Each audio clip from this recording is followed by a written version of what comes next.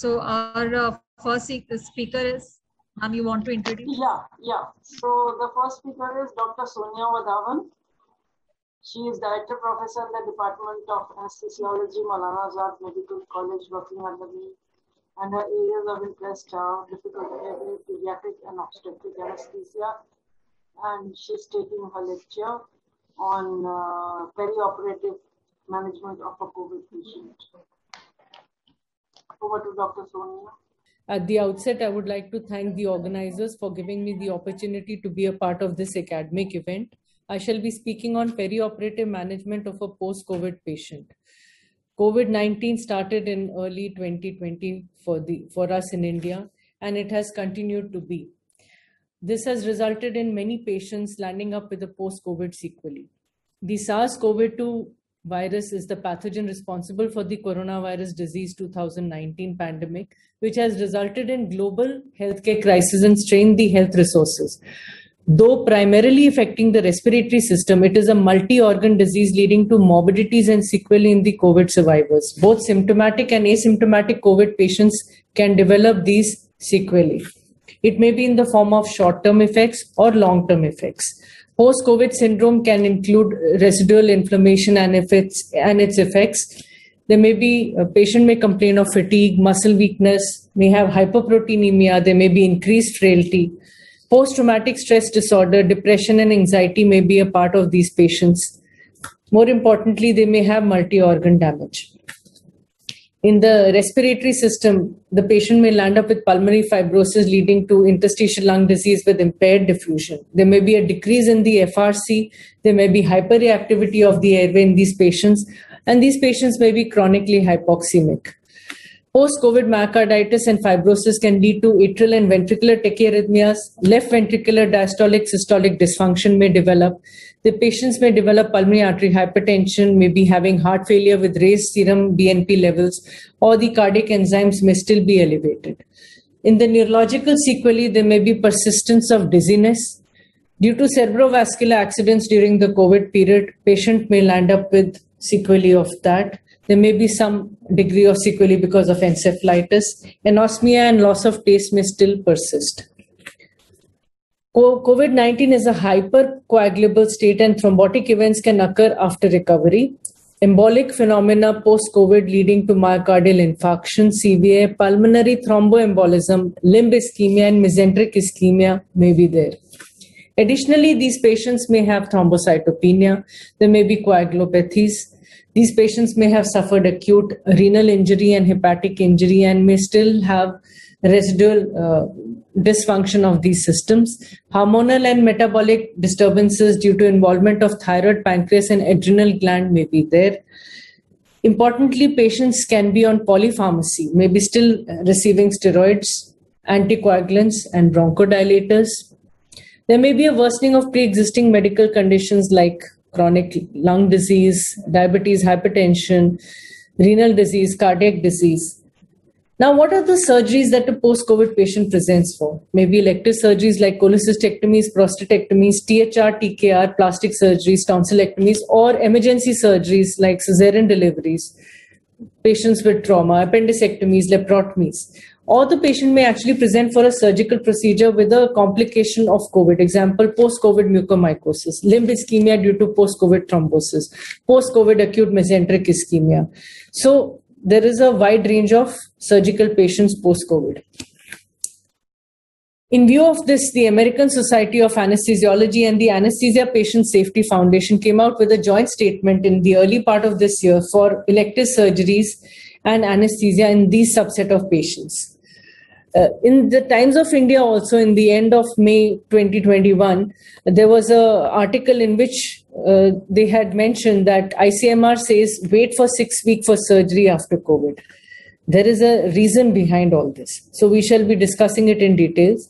Subsequently, the Indian Journal of Anesthesia came out with the ISA advisory on perioperative management of post-COVID-19 surgical patients. Similarly, an article on the preoperative evaluation in a post-COVID patient for elective surgery has very nicely discussed it in details. A clinical trial is still going on in US where they are studying the long-term effects and the immunity status of the patient post-COVID. Now, why is the timing important? It is important, and it will depend upon what was the severity of the disease, what was the duration of the COVID illness, was there any multi-organ involvement post-COVID, what is the effect of medications the patient is being put on.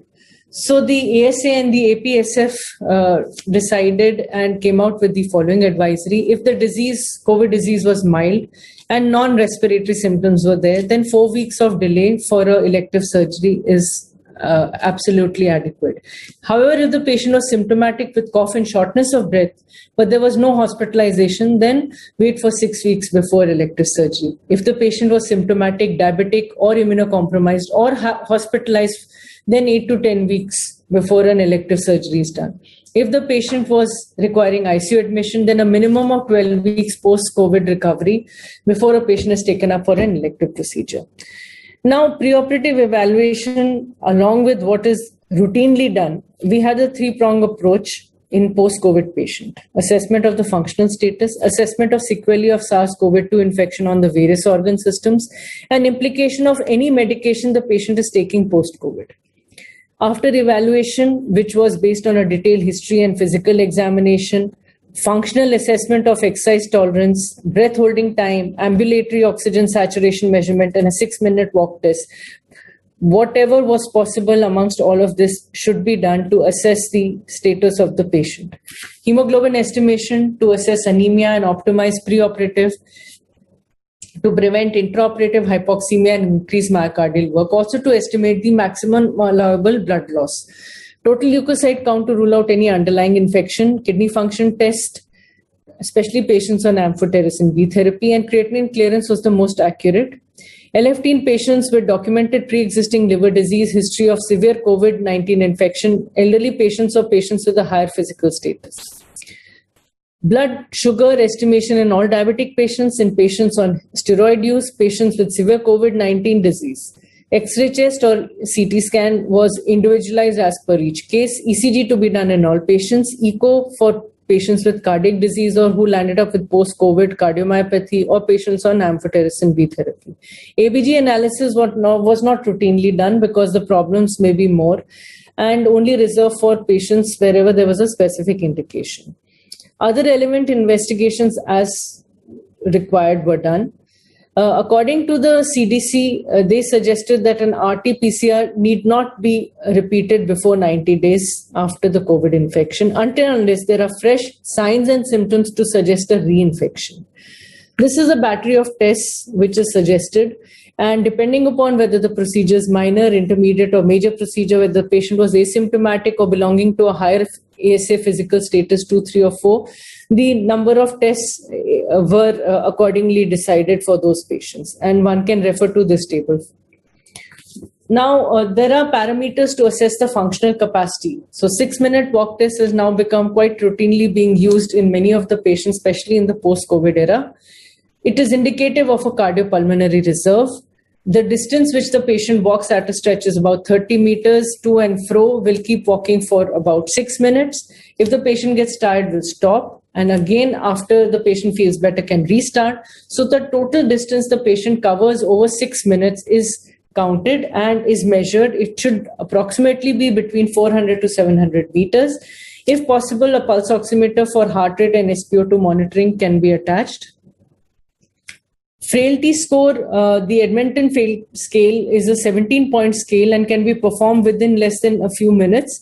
And it helps us to know if the patient is belonging to a moderate or a severe frailty score, then the perioperative prognosis may be guarded and has to be explained to the patient and the relatives preoperatively.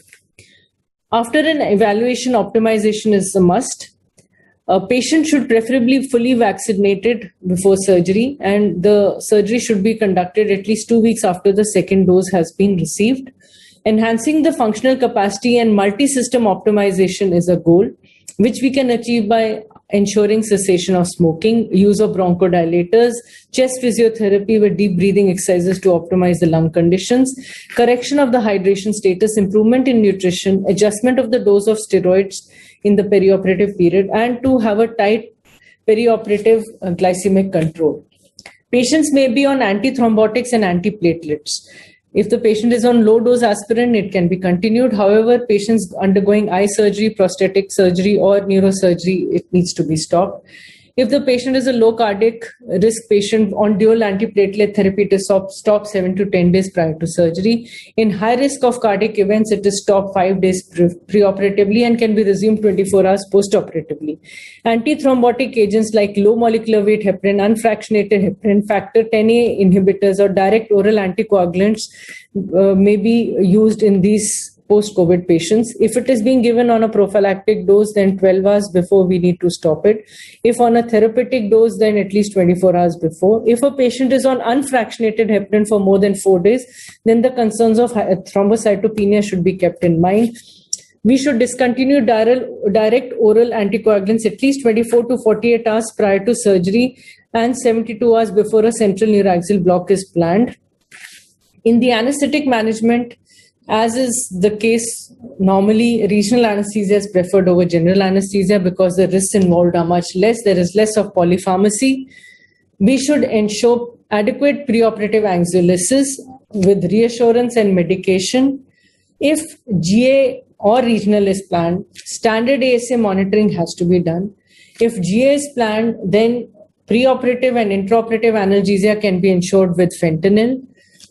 Adequate inspired oxygen concentration to be maintained to achieve optimal oxygenation in the patient and to keep the oxygen saturation above 94%. Patient can be induced with propofol or etomidate depending upon the clinical situation. Muscle relaxation can be achieved with vecuronium or atracurium, and if a rapid sequence induction is required, then suxamethonium or ocuronium can be used. Anesthesia is maintained with an air-oxygen mixture with sevoflurane, iso, or desflurane. As discussed earlier, higher FiO2 to ensure adequate oxygenation. Lung protective ventilation with lower tidal volumes of pressure-controlled ventilation to be maintained. HME filters to be used. At the end of the procedure, complete neuromuscular reversal to be done and extubate the trachea only when the patient is fully conscious with reflexes intact. If the patient has cardiac morbidities, then maybe IBP monitoring, cardiac output monitoring may be required. If the patient is a known acute lung injury, liver injury, kidney injury patient, then avoid suxamethonium, non-steroidal anti-inflammatory, use judicious fluid and electrolyte therapy. Hemodynamic monitoring is a must. This is just to emphasize that vigilance is the key. Whenever it is important in all patients undergoing GA or regional anesthesia, and since the post-COVID patient is quite a morbid patient with comorbidities and sequelae, so intraoperative vigilance becomes even more important. The mode of ventilation, as you can see over here, is pressure-controlled ventilation. This is a patient who was undergoing FES for mucormycosis post-COVID. And we can see we are sharing the airway with the surgeon. Monitoring, all non-invasive monitoring is being done. Adequate IV fluid replacement, monitoring the blood loss, and the surgery has to be done throughout with great vigilance. At the end of the procedure, anesthesia is reversed and the patient is shifted to the post-operative ward initially or the ICU depending upon the patient's condition. If the patient requires a very transient ventilatory support in the form of non-invasive ventilation, that can be provided in the post-operative ward or in the ICU, and then subsequently when the patient stabilizes can be shifted to the ward. Adequate analgesia using multimodal technique is a must. Now coming on to patients post-COVID undergoing emergency surgery. Well, there is a limited time available for evaluation and optimization. However, thorough history and examination with emphasis on the respiratory and cardiovascular system should be done. Breath holding time and ABG can be done to assess the cardiorespiratory reserve. 6-minute walk test may not be feasible in these patients. Thorough airway assessment must be done. Investigation should include complete blood count, LFT, KFT, coagulation profile, blood sugar, ketones, D-dimer, and serum BNP. Whatever is possible. Whether if serum BNP is not possible, then maybe we can let it be. But if time permits and investigation is available, then we should do it to rule out heart failure. X-ray chest ECG in all patients. Appropriate informed consent and need for post-op ventilation in ICU wherever indicated. In the time available, we should optimize hydration status, acid-base status, and electrolyte status of the patient, nebulize with bronchodilator therapy, continue perioperative steroid administration wherever indicated. Patient with ongoing therapeutic anticoagulation who are presenting for emergency surgery, and we need to reverse the effect of low molecular weight heparin. We can do that with 10 to 15 ml per kg of fresh frozen plasma. In addition to routine monitoring, bispectral index and neuromuscular monitoring to be done to titrate anesthetic agents and avoid over-medication under general anesthesia. All these patients should be pre-oxygenated for 3 minutes, and para-oxygenation with nasal prong should continue. Choice of induction drug and dose is to be titrated to minimize the hemodynamic fluctuations. Succinylcholine to be avoided in patients with prolonged immobility and neuromuscular weakness. Sevoflurane is the preferred inhalational agent since it's effective bronchodilation and there is a rapid removal. Patients should undergo lung protective ventilation and higher FiO2 for adequate oxygenation. Pressure control ventilation may be used. Multimodal analgesia and proper timing of the opioid should be ensured. Complete neuromuscular reversal at the end of the procedure, and the trachea is extubated when the patient is fully conscious with intact reflexes. Post-extubation, patient may receive CPAP or HFNC for adequate oxygenation in the ICU. Vigilant postoperative monitoring and thromboprophylaxis in patients indicated should be initiated. Coming on to regional anesthesia, as discussed earlier, wherever feasible, give a neuralaxial block or ultrasound-guided nerve blocks are preferred, especially in patients with significantly decreased cardiorespiratory reserves. Thromboprophylaxis and coagulopathy to be ruled out in them. If patient is on anticoagulant and surgery is emergent, then avoid regional anesthesia. If the patient is on anticoagulants, then the specific medication patient is on should be known. The last dose received should be known, and whether the patient was on therapeutic or prophylactic dose. This will help us decide when it would be safe to administer regional anesthesia in these patients. Coming on to emergency cesarean delivery. Why am I talking about this particular surgery above other emergency surgery? Because it's one of the most common surgeries being done in a post-COVID female patient. Regional anesthesia is preferred. If general anesthesia is given, it is in view of hemodynamic instability or specific obstetric indication. Rapid sequence induction is given in patients undergoing general anesthesia, and use of succinylcholine for securing the airway will depend upon the risk-benefit ratio. Higher FiO2 is to be maintained till delivery of fetus. Ensure good postoperative analgesia. We can administer transversus abdominis plain block. Early ambulation and start mechanical and pharmacological thromboprophylaxis in these subset of patients. Now we know post-COVID mucormycosis is a very morbid condition in these patients. And these patients come up with multiple comorbidities in the form of CAD, hypertension, diabetes. The mucormycosis may spread even intracerebrally or may involve the lungs. So I would like to just share the successful management of the initial 26 mucor patients who came to us at Lok Nayak Hospital and MAMC in the month of June. And we managed 26 such patients in the initial 2 weeks. Of course, after that, we have done more than 200 plus mucor cases. You can see that it is possible to manage such a morbid patient only when there is good teamwork between the anesthesiologists, ENT surgeons, ophthalmologists, technical staff, nursing staff. So some of the challenges that we faced in this, the patient had a difficult airway because of mucormycosis. In the second patient, there was a continuous trickling of blood in the pharynx, and that was a challenge while securing the airway. Amphotericin B related challenges. The surgery which the patient undergoes, either patient is undergoing FES, which is endoscopic, or maybe undergoing an open procedure. Airway is shared. In all these patients, we secured the airway using the video laryngoscope, the CMAC.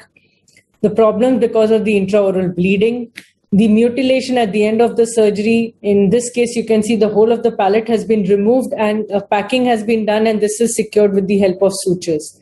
So you need to plan as per the case and respond accordingly. going through the literature that was available, and on the basis of the experience, the initial experience, we came out with the post-COVID mucor-OT guidelines from the Department of Anesthesia and Critical Care, MAMC. And I'm just sharing these guidelines with you all.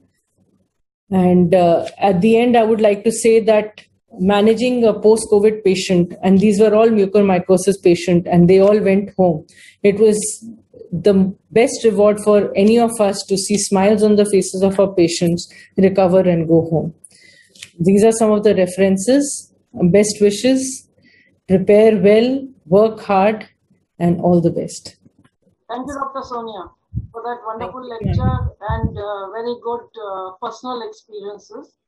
So, thank you, ma'am. We can move on to the next lecture. Madam, I'd like to just comment, Dr. Kirti. Yes. Yes, Madam, it was excellently presented lecture. I must appreciate. Only one thing to add, if there is a minor surgery, say it's a simple tooth removal, how they should go? There are no guidelines for the dentist to go for it, ma'am. Yes, thank you, ma'am, for your kind words. Yes, there was a slide in which I had shown that if the surgery is a minor procedure, if it is a minor procedure like a dental extraction, then we should have the basic minimum investigations, like the CBC should definitely be there, and ECG and electrolyte should be there, depending upon also the severity. So that table very nicely demarcates into a minor, intermediate, and a major procedure, and again into an asymptomatic or a ASA physical status 1 and a symptomatic or a ASA physical status 2, 3, and 4. So the minimum investigations they have suggested is CBC, electrolytes, and ECG, and rest would depend upon the comorbidities and the sequelae in that particular patient. Even if the patient is for a minor procedure, but the patient has severe morbidities, I think we should go ahead with the minimum investigations as per these guidelines. It's a dynamic thing. It may change as we progress on and there is more scientific literature available. Yes, ma'am. And Madam, second thing, I'll just like to say that when the patient comes for emergency operation, yes, cesarean section, as you mentioned very rightly, we are taking the patient with regional anesthesia, but our experience is more that during the cesarean section, we are taking the patient, but in the post-operative period, we have lost many young patients, madam, because of the thromboembolic phenomena, ma'am. Because we have to take the patient. So that was a bad story on the cesarean side, ma'am. Ma'am, actually, in fact, we have had a series of maximum COVID cesarean deliveries. But here we are talking about mainly the other patients. Yes, but even for COVID patients, in our own institution, we have done more than 500 cases, including cesareans, all types of COVID patients. And the patients, the mortality was only in those patients who would have died otherwise also, like they were really sick. Yes, yes. Or who bled so much during cesarean that, you see, every cesarean is not always, doesn't always lead to good results. So that mortality and morbidity was as much as in normal patients only, non-COVID patients. That differed with the COVID patient. And normally the patients will not go for any complications because of the blood coagulation things and all the other factors that work for COVID. We lost many patients after the cesarean was done. Ma'am, in fact, within 24 hours, ma'am. Ma'am, actually, I would like to say, like Dr. Kirti, ma'am has said, our personal experience has been out of, say, 200 patients, we only gave general anesthesia to about 5 to 7 of them, and the rest of them received regional anesthesia, which was typically spinal anesthesia and not epidural. And we were keeping in mind the coagulation status of the patient. Only in those which I've already mentioned in my slide where it was permissible, we did give. And in the post-COVID status also, in the present scenario, we are using regional anesthesia spinal for post-COVID patients. Maybe monitoring is required and mechanical. But madam, our patients had regional only, but maybe the status might have not been the correct one what we were given, maybe. You never know, because it Thank was you, very ma'am, nice. because all different nice. experiences Yeah. will go a long In way. our own institution, the mortality was pretty low. I won't In- say in that it was cesarean- low, but it was on a in little our higher institu- side because of this because complication. in our institution, the cesarean mortality was really very low, and even the non-cesarean patients, it was low only. Like the mortality was same as in non-COVID patients. And another thing, madam, Yes, the ma'am. physiotherapists, they run a post-COVID rehab center. It is cardio and respiratory both. So we should be considering that when we have a waiting period of like 6 to 8 weeks. Yes, thank you, ma'am. I have mentioned about cardiac and respiratory, but yes, it will be good if we have a dedicated physio department which can take care of these post-COVID patients while we are preparing them for elective Madam, it surgery. really makes a difference for cardiac and respiratory both. And it works out well when we take the patient for operation, ma'am. Thank you, ma'am. Again, once again, it was a nice presentation. Appreciated, ma'am. Thank you. Thank you so much.